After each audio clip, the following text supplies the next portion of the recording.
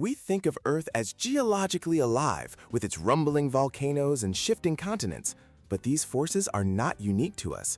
Across the solar system, worlds tell epic stories of fire and ice, violence and renewal, written on their very surfaces. You can read a world's age by its scars.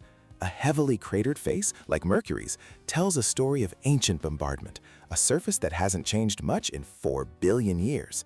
The more craters, the older the surface. Then you have Jupiter's moon Io. It has no craters at all. Its surface is the youngest in the solar system because hundreds of active volcanoes are constantly paving over its history with sulfurous lava, erasing every impact scar almost as soon as it forms. This internal fire creates giants. On Mars, with its low gravity and lack of shifting tectonic plates, a single volcanic hotspot built Olympus Mons. It's a shield volcano 3 times the height of Mount Everest, so vast it would cover the state of Arizona.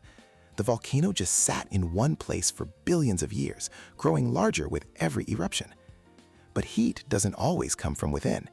Io's incredible volcanism is powered by Jupiter itself. The gas giant's immense gravity constantly squeezes and flexes the small moon, generating massive friction and heat internally.